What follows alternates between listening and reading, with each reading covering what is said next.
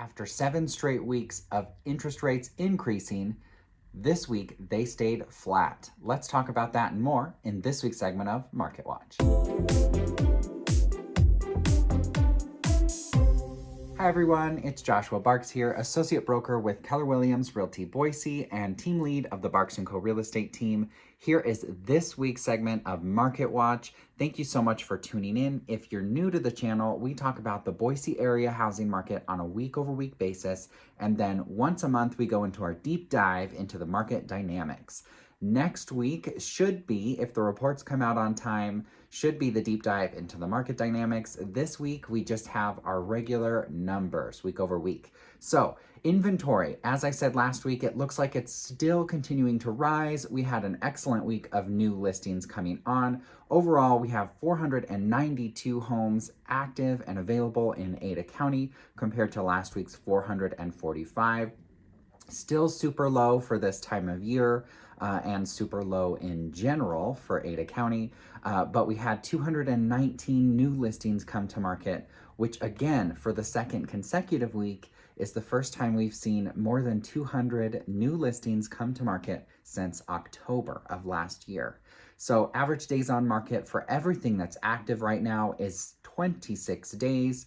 But when you look at the pending sales, overall, we have 680 pending, and the average days on market for those, the ones that are actually under contract, is 10 days. So that goes to show that we have some overpriced listings in our marketplace, or maybe the condition isn't up to snuff, or it could be that you're in a much higher price point and your buyer pool is really small. Now, the 680 pending overall is down slightly from what we had last week with 689, but we had 182 new pendings in the last 7 days, which is more than the 164 we had the week prior. So I would say demand is remaining pretty consistent, staying pretty much the same there. And then when you're looking at the number of homes sold, well, this is the end of the month, so we had more sales this week than we had the last couple of weeks. 190 homes closed in the last 7 days compared to the 172 that closed last week. If you're just looking at the homes that closed over the last week, the average days on market for those was 13 days. So average days on market is going to continue to rise, I anticipate, as demand cools off because interest rates are still projected to rise, even though they remain flat this week. Actually, let's talk about interest rates as well.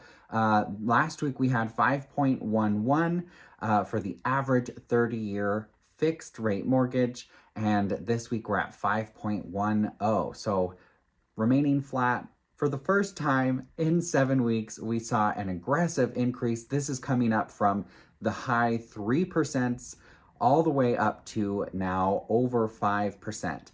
Now, your specific interest rate will vary. Interest rates vary from day to day, and it depends on your creditworthiness and your financial situation and things like that. This rate is just the national average based on a report that's put together by Freddie Mac. So if you're interested about interest rates for your specific situation, you'll want to talk to the lender that you trust. And if you don't have anybody that you are working with currently for a lender, I'm always happy to set you up with one of our partners. They are way more informed when it comes to interest rates and the mortgage side of things, because I'm here to help you on the buying and selling side of things. So when it comes to the market overall, we are going to likely, hopefully, continue to see inventory rise. Demand, I don't anticipate any drastic decreases there. We will likely see fewer bidding wars, so prices will continue to appreciate, but likely not escalate at the same pace that we've seen over the past couple of years.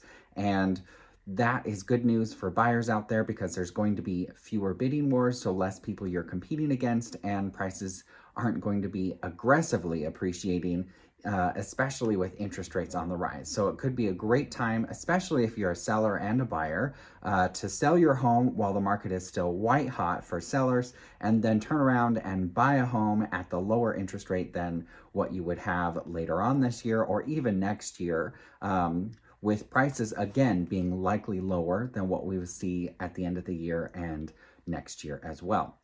Well, if you have any questions about what's going on in the Boise area housing market or just about real estate in general, we want to know. My number is 208-914-1095. You can also leave a comment to this video or send me a message or email. I'm always happy to cover any information that you guys find valuable because I'm doing these to make sure that I can bring value to your lives so that you can make informed decisions when it comes to real estate. Uh, Let me know if there's anything I can do for you or someone you know. Uh, Hope everyone has a great weekend, and we will see you next week, hopefully, for the deep dive into the market dynamics for April of 2022. We'll see you then.